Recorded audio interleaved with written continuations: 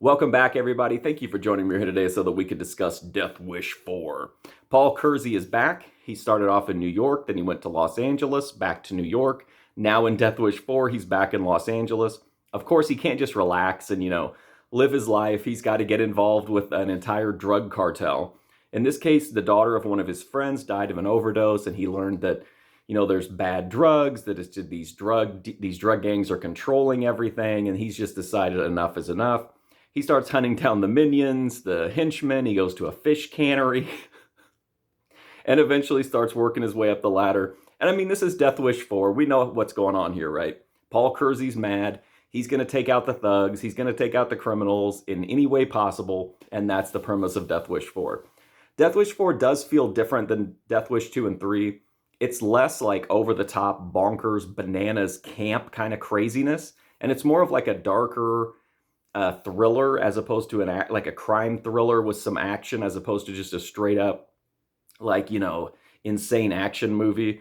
So there's a little bit more of like an escalation. He starts off like just fighting people, beating people up. He goes into the fish cannery and basically tears it apart with his bare hands, which I think is one of the funniest things. He fights everyone in the entire cannery, like knocking everything over, just making a huge spectacle and a huge mess.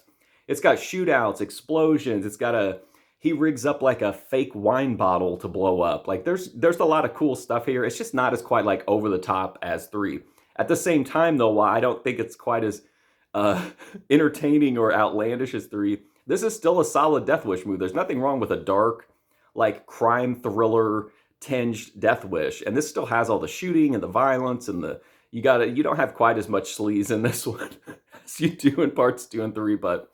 Yeah, I mean, it's got everything you could want from a Death Wish movie. It's just a little bit like kind of scaled down a little bit from 3, and I think it works. It's interesting.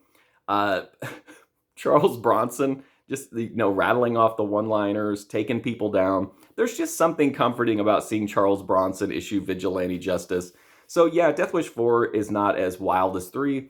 But how many movies are? We can't have Death Wish 3 be the baseline for craziness because that's a pretty high standard to meet. So I had a good time with Death Wish 4. I think it's more than solid. I think it does everything a Death Wish fan would want and probably a little bit more. And Charles Bronson's still pumping them out, man. That's my review of Death Wish 4. If you want to check out more of my reviews, you can go right here on YouTube to a movie review playlist with over 1,000 movie reviews ready to go. But until then, thank you so much for watching this review, and hopefully I'll see you soon.